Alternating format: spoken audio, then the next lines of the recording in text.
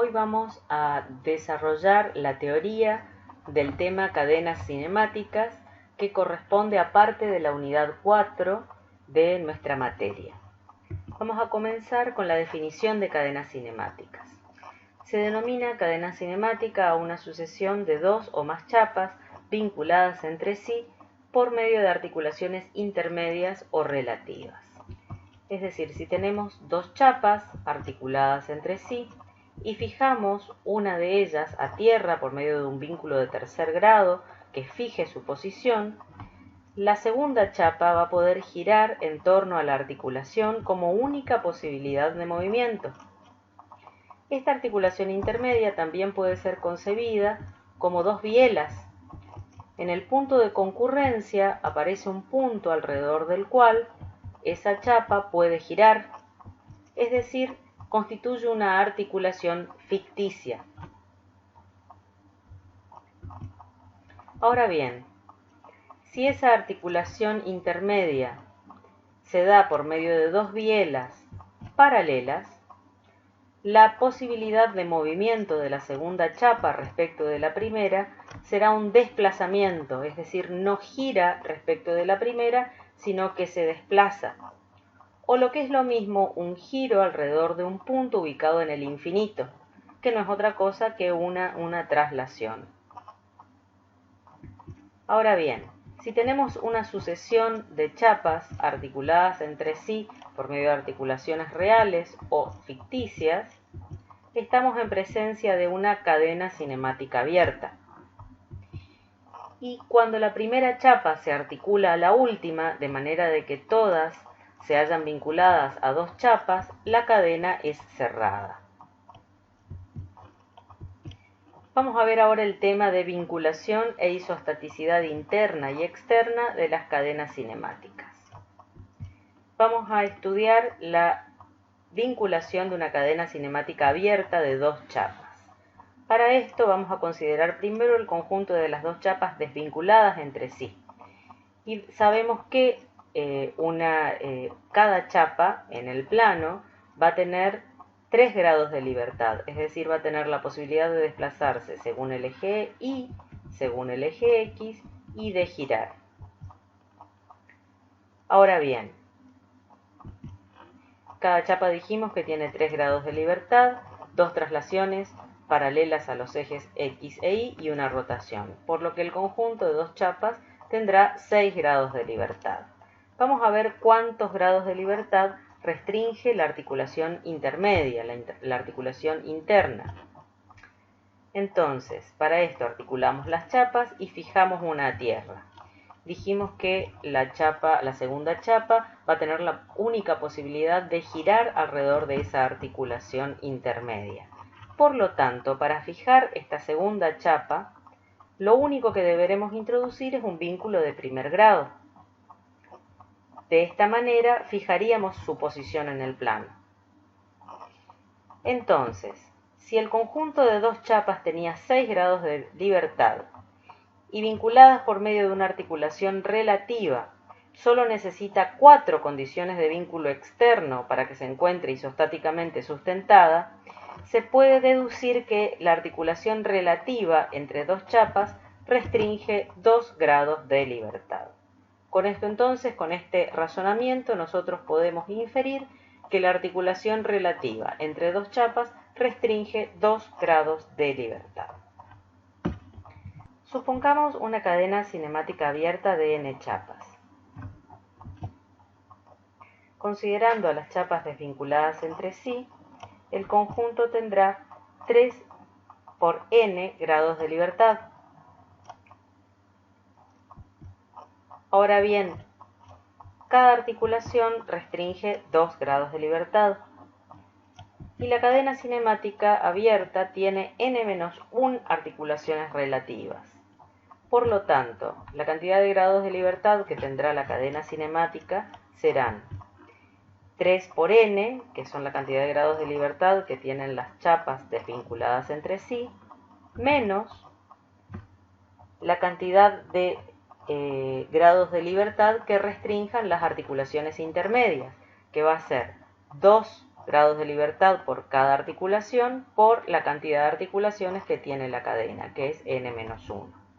Operando, llegamos a que la cadena cinemática abierta tiene n más 2 grados de libertad. ¿Qué quiere decir esto? Que para fijar a tierra a la cadena cinemática plana abierta de n chapas, se necesitan imponer n más 2 condiciones de vínculos externos.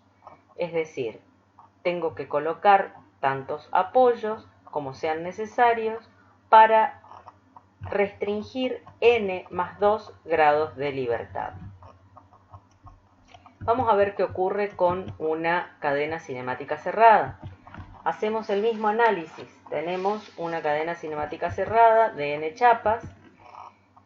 Si las chapas están desvinculadas, vamos a tener 3 por n grados de libertad. En este caso, la cantidad de articulaciones relativas de una cadena cinemática cerrada es n, es igual al número de chapas. Y los grados de libertad de la cadena cinemática cerrada van a ser entonces 3n menos las condiciones de vínculo que impongan las articulaciones intermedias, que van a ser 2 por cada articulación por n, que es la cantidad de chapas de articulaciones que tiene la cadena cinemática cerrada. Operando nos da que la cantidad de grados de libertad en esta cadena cinemática cerrada es igual al número de chapas. ¿Qué quiere decir esto? Que para fijar a tierra la cadena cinemática cerrada de n chapas se necesita imponer n condiciones de vínculos externos.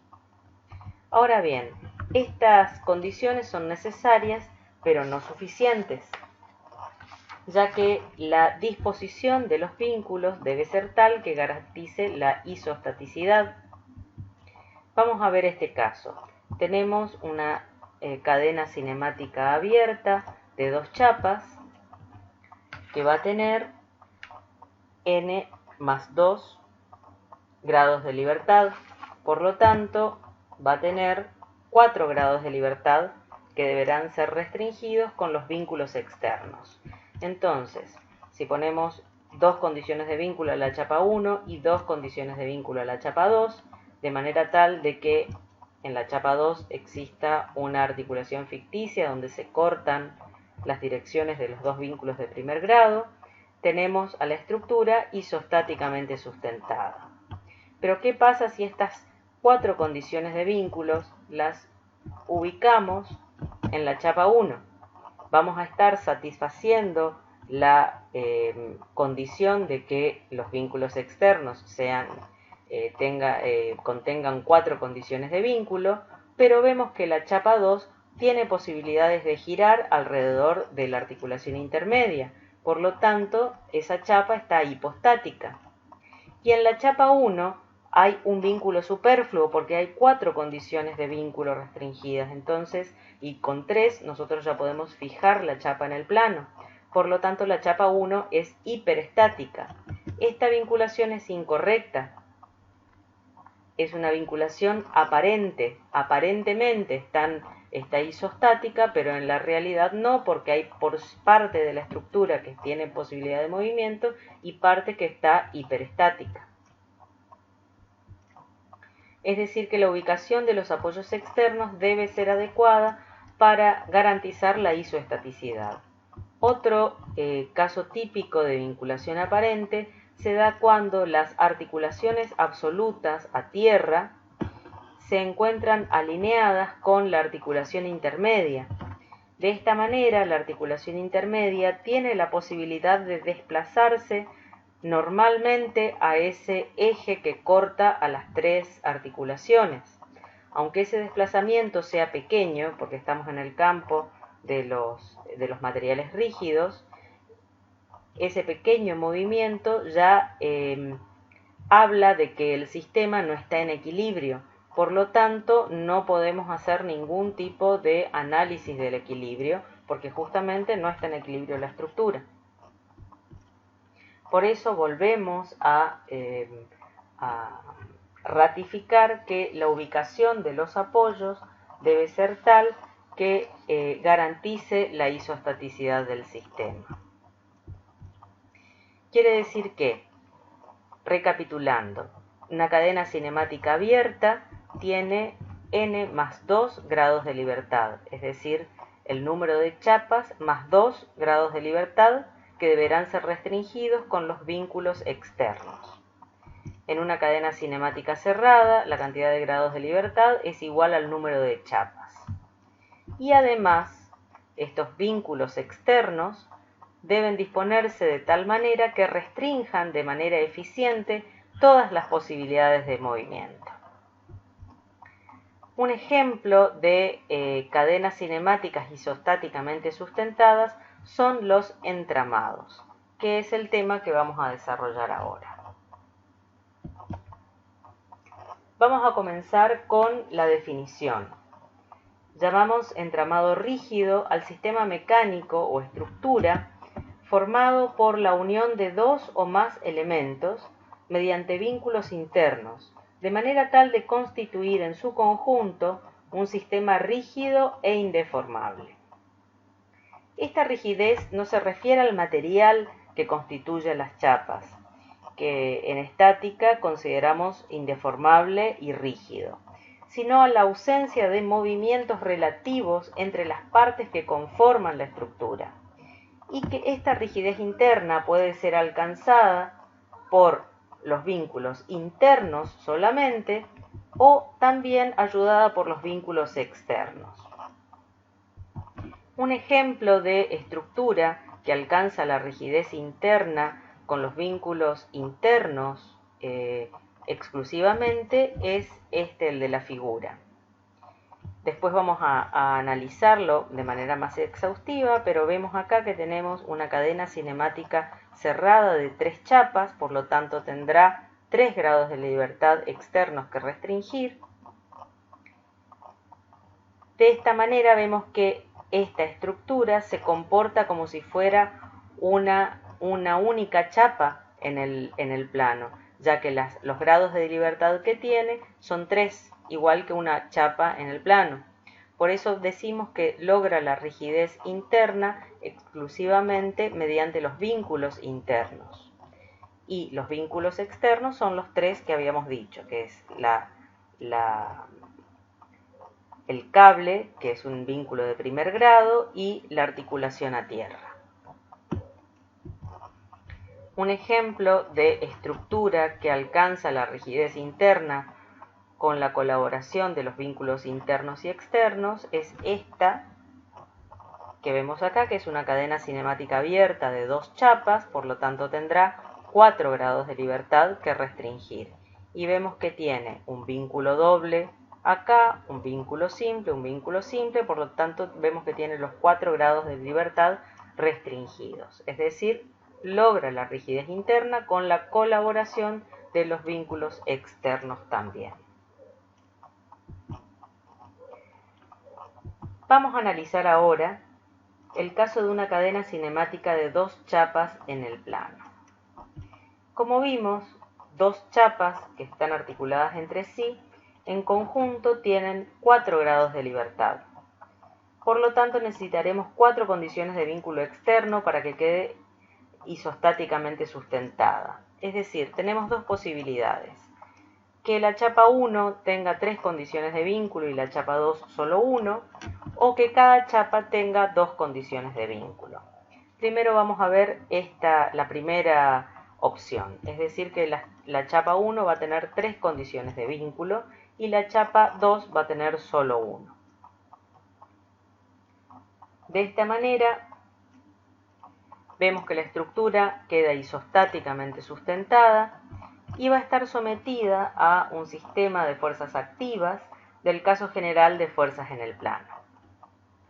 Para resolver el ejercicio tendríamos que realizar el diagrama de cuerpo libre de esta cadena cinemática, quitando los vínculos y poniendo de manifiesto las reacciones que se generan en ellos. Así nos quedan evidenciadas las incógnitas que corresponden a las 4 reacciones de los vínculos que están indicadas en la figura. Como el sistema de fuerzas está en equilibrio y corresponde al caso general de fuerzas en el plano, las condiciones necesarias y suficientes para garantizar el equilibrio son las tres ecuaciones fundamentales de la estática, que serían tres ecuaciones que pueden ser dos sumatorias de fuerzas y una de momentos respecto a un punto cualquiera del plano. Vemos que tenemos tres ecuaciones y cuatro incógnitas, por lo tanto este planteo sería insuficiente para resolver este problema. Pero acá podemos hacer el siguiente análisis. Si el sistema está en equilibrio, también lo van a estar cada una de las partes que compongan el sistema. Por lo que, si consideramos todas las fuerzas externas que actúan en la chapa 1 y las reducimos al punto D, podremos obtener una fuerza que será la resultante del sistema que actúa en esa chapa, que sería esa fuerza. De la misma manera podemos proceder con la chapa 2. Y si el sistema está en equilibrio, dichas fuerzas vamos a conseguir una fuerza resultante en la chapa 2 que va a ser igual y de sentido contrario que la obtenida en la chapa 1, si es que esto está en equilibrio. Y necesariamente deberá pasar también por el punto D. Es decir, para asegurar el equilibrio, la recta de acción de las resultantes parciales deben pasar por la articulación relativa. Si no fuera así, es decir, si las fuerzas estuvieran desplazadas respecto del punto D, podría originarse una rotación relativa entre las dos chapas, podrían girar una respecto de la otra y no estarían en equilibrio. Y nosotros hemos partido de que la estructura está en equilibrio, así como cada una de sus partes. Por lo tanto, esto no puede ocurrir y las resultantes izquierda y derecha deben pasar por la articulación D. En consecuencia, la cuarta condición de equilibrio a cumplir por el sistema de fuerzas externos, es decir, el formado por las fuerzas activas y reactivas, es que la resultante de las fuerzas que actúan a la izquierda o a la derecha de la articulación relativa pase por esa articulación. O lo que es lo mismo, el momento respecto de la misma sea nulo. Esto indica que para la resolución deberán plantearse cuatro ecuaciones para hallar las cuatro incógnitas. Es decir, la cuarta ecuación entonces establece el equilibrio relativo entre las chapas. Volvemos entonces a nuestro diagrama de cuerpo libre y vamos a ver que planteamos las tres ecuaciones fundamentales de la estática y añadimos la cuarta, que es la que establece el equilibrio relativo entre las partes del sistema, que sería la sumatoria de momentos de todas las fuerzas que actúan en la chapa 1 respecto de la articulación intermedia. O podríamos plantear también la sumatoria de momentos respecto de esa articulación intermedia de todas las fuerzas que actúan en la chapa 2. Este planteo lo podemos hacer por cada articulación intermedia que tenga la estructura.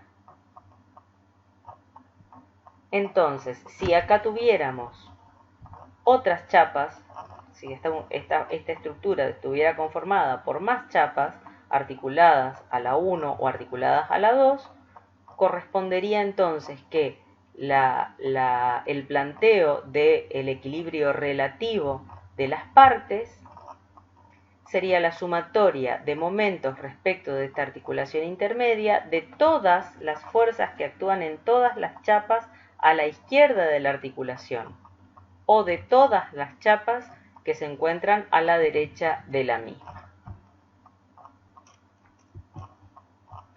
Vamos a ver ahora otra estructura que se denomina viga Gerber. La viga Gerber es un sistema formado por una cadena cinemática abierta de chapas de eje horizontal isostáticamente sustentada.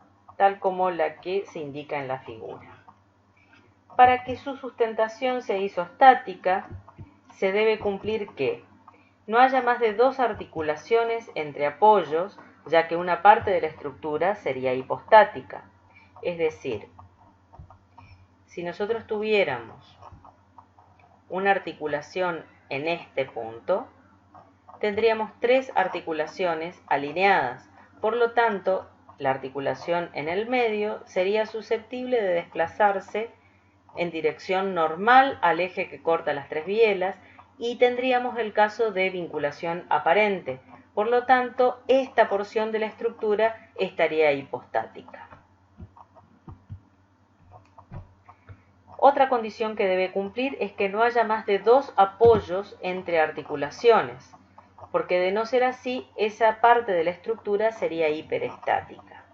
Analicemos esta chapa intermedia. Si acá hubiera un tercer apoyo, esta chapa tendría más condiciones de vínculo que las necesarias para que sea isostática, entonces estaría hiperestática. A eso se refiere esta afirmación.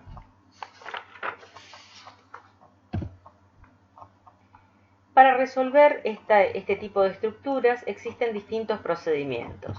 El primero que vamos a ver es el método de los miembros o por despiece. Es decir, tenemos la estructura, lo primero que vamos a hacer es el diagrama de cuerpo libre de cada chapa, identificando las chapas básicas, es decir, la que no depende de otra para su sustentación, y las parásitas, que son las chapas que sí dependen de otras para su sustentación. Se inicia la resolución por las chapas parásitas, ya que presentan menos incógnitas, y luego se plantean las ecuaciones fundamentales de la estática en cada chapa y se hallan las reacciones en los vínculos internos y externos. Vamos a ver este procedimiento para esta estructura. Vemos que tenemos una cadena cinemática abierta de 3 chapas.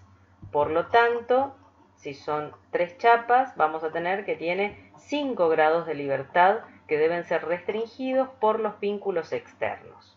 Vemos que en la chapa 1 tenemos un vínculo de segundo grado y otro de primero, ahí tenemos 3 condiciones de vínculo impuestas, y en la chapa 3 tenemos 2 vínculos de primer grado, por lo tanto tenemos 2 más, ahí están los 5 grados de libertad restringidos por medio de vínculos externos. Vemos que la rigidez, en este caso, se la logra con la colaboración de los vínculos internos y externos.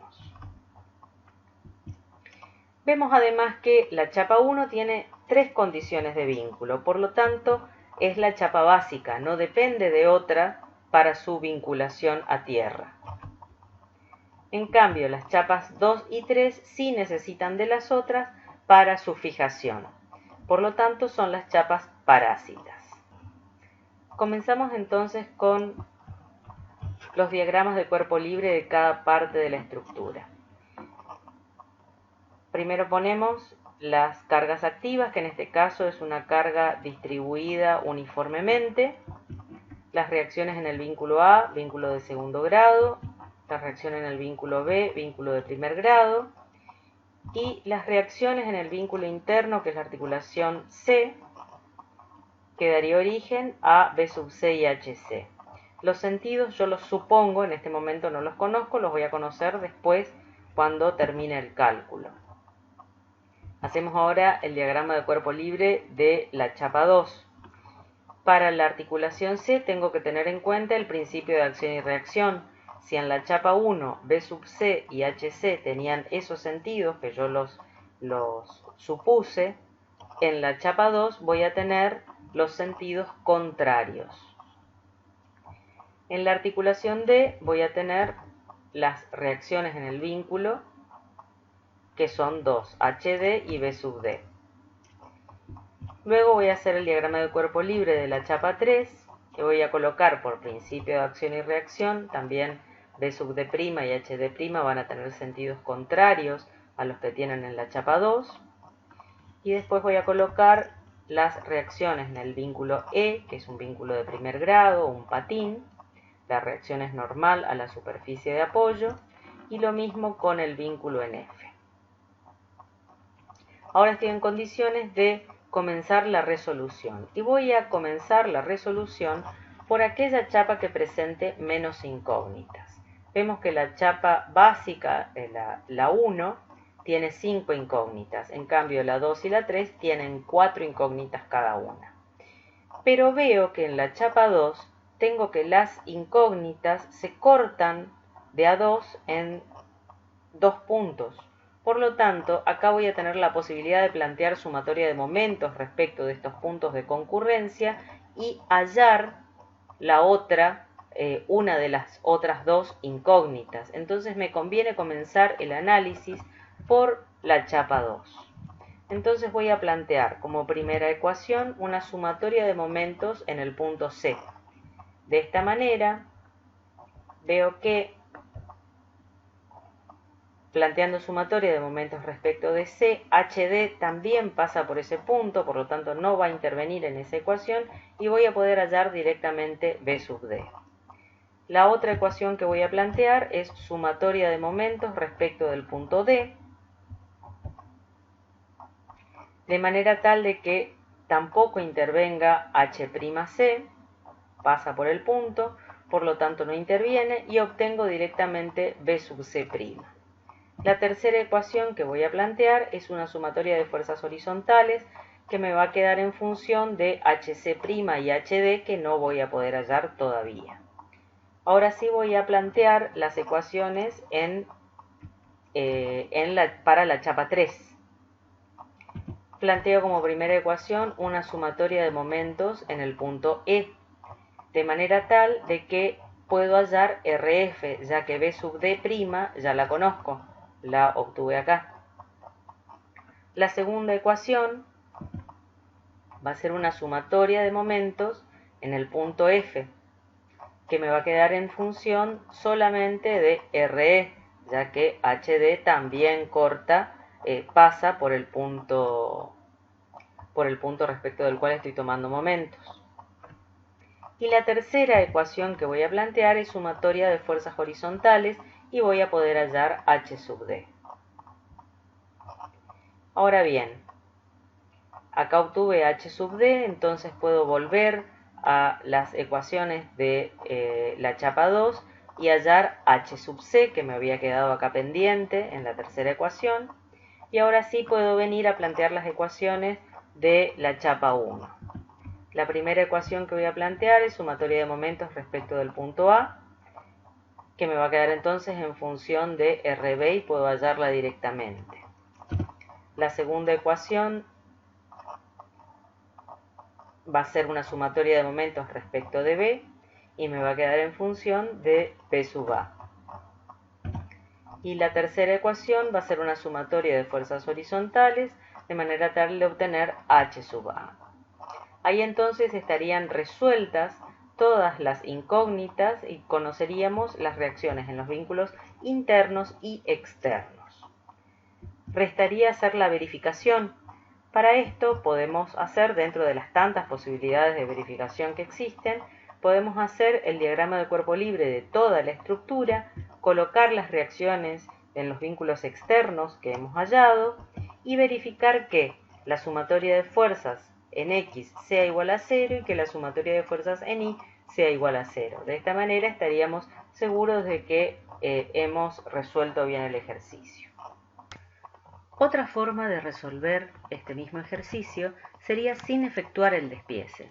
Es decir, se hace el diagrama de cuerpo libre de la estructura quitando los apoyos externos únicamente. Se hace el planteo de las ecuaciones fundamentales de la estática y luego se plantean las ecuaciones de equilibrio relativo entre chapas. Es decir, se puede plantear una por cada articulación intermedia que tenga la estructura. En este método, en este procedimiento no se hallan las reacciones en los vínculos internos. Entonces dependerá de lo que pida el ejercicio qué método vamos a usar. Es decir, si nos piden las reacciones en los vínculos internos, no podemos obviar el despiece. Seguimos entonces analizando esta estructura. Para esto vamos a hacer el diagrama de cuerpo libre de toda la estructura quitando únicamente los vínculos externos. De esa manera ponemos las reacciones en los vínculos externos y vamos a plantear las ecuaciones de equilibrio, las tres condiciones de equilibrio, que sería una sumatoria de fuerzas horizontales iguales a 0, que me va a quedar en función de HA, que es la única que tiene la única incógnita que tiene proyección según el eje X, una sumatoria de momentos en B, que me va a quedar en función de B sub A, RE y RF, una sumatoria de momentos en el punto A, que me va a quedar en función de RB, RE y RF, y hasta ahí estarían las ecuaciones fundamentales de la estática. Ahora podemos plantear dos ecuaciones más porque tenemos dos articulaciones intermedias. Estas ecuaciones van a ser las sumatorias de momentos respecto de la articulación C, por ejemplo, de todas las chapas que se encuentran a la izquierda de la articulación intermedia C. Entonces, ¿quiénes van a intervenir en esta ecuación? Van a intervenir todas las fuerzas que actúen en la chapa pintada de rojo, es decir, HA, que no produce momento porque pasa por el punto C, B sub A, RB y la carga distribuida que actúa en esta chapa. La quinta ecuación que vamos a plantear va a ser la sumatoria de momentos respecto de la articulación interna D.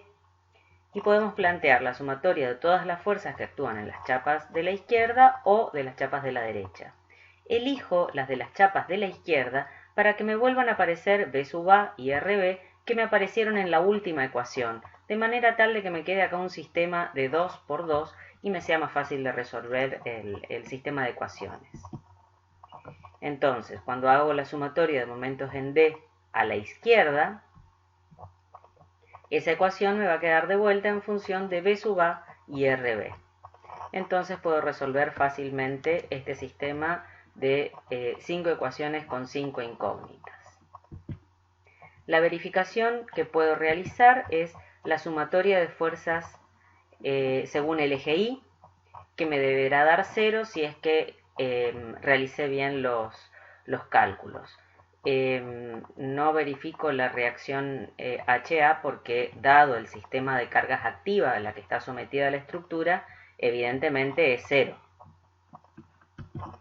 Vamos a ver ejemplos de vigas Herbers. Vamos a reconocer en esta primera estructura la parte básica, que es la chapa básica, que es la primera chapa, ya que vemos que tiene tres condiciones de vínculo externos. Entonces está fijada mediante estos vínculos a tierra sin necesidad de recurrir a las otras chapas. Quiere decir que esta es la parte parásita por la que vamos a comenzar el análisis si hacemos el despiece de la estructura. En esta estructura vemos que no existe una parte básica, porque ninguna de las chapas tiene tres condiciones de vínculo a tierra. En esta otra vemos que la primera chapa es la chapa básica, ya que tiene las tres condiciones de vínculo, y las otras dos son las parásitas. Hasta acá va el primer video para que sea más sencillo subirlo. Y en el segundo video continuamos con el tema de entramados planos con el arco de tres articulaciones y entramados espaciales.